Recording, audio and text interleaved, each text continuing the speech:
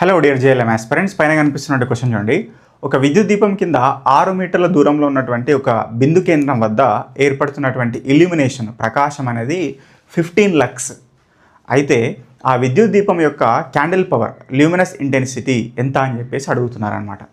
కాబట్టి ఇక్కడ మనం చూస్తే ఒక విద్యుత్ దీపం అనేది ఉన్నది. ఆ విద్యుత్ దీపంకి సో 6 మీటర్ల దూరంలో ఉన్నటువంటి ఒక బిందువు వద్ద ఏర్పడుతున్నటువంటి ప్రకాశము ఇల్యూమినేషన్ అనేది 15 లక్స్ అని చెప్పేసి అన్నారు. కాబట్టి ఈ పర్టిక్యులర్ విద్యుత్ దీపం యొక్క ల్యూమినస్ ఇంటెన్సిటీ దాన్ని క్యాండిల్ పవర్ అంటాం. అంటే ఈ విద్యుత్ దీపంలో ఒక స్టెరేడియన్ సాలిడ్ యాంగిల్కి ఉత్పత్తి అవుతున్నటువంటి కాంతి ప్రకాశము సో అదే ల్యూమినస్ ఇంటెన్సిటీ, కాంతి యొక్క తీవ్రత అంటాం. Luminous intensity. సో అది ఎంత అని అడుగుతున్నారనమాట. కాబట్టి దీన్ని ఎట్లా మనం చెప్పాము అంటే ఒక పర్టిక్యులర్ పాయింట్ మీద జరుగుతున్నటువంటి ఇల్యూమినేషన్ ప్రకాశం అనేది సో ఈ విద్యుత్ దీపం యొక్క ల్యూమినస్ ఇంటెన్సిటీ లేదా క్యాండిల్ పవర్ అంటే కాంతి తీవ్రతకి అనులోమానుపాతంలో ఉంటుంది, ప్రపోర్షనల్గా ఉంటుందని చెప్పాము. అదేవిధంగా ఇన్వర్స్ స్క్వేర్ లా ఏదైతే ఉన్నదో మనకు లాస్ ఆఫ్ ఇల్యూమినేషన్లో inverse square law Lambert's cosine law ఉన్నది.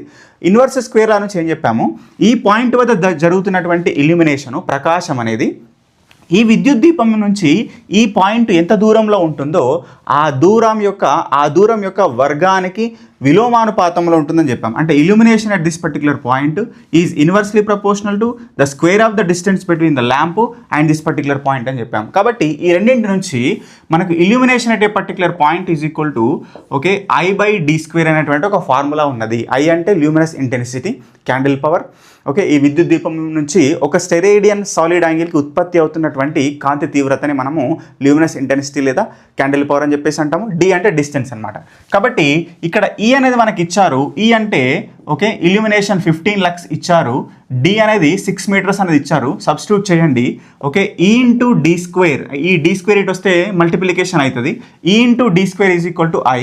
కాబట్టి I is equal to 15 into 6² అని రాసుకోవచ్చు, which is equal to 15 into 6 into 6 15 into 6 90, 90 into 6 540 అనమాట. కాబట్టి luminous intensity 540 candela. So candle power అనేది 540 క్యాండిల్ అనేది ఇక్కడ ఆన్సర్ అనమాట. కాబట్టి ఈ ఫార్ములా గుర్తుపెట్టుకోవాలి. దాన్ని బట్టి ఇలాంటి క్వశ్చన్స్ సాల్వ్ చేయాల్సిన అవసరం అనేది ఉంది.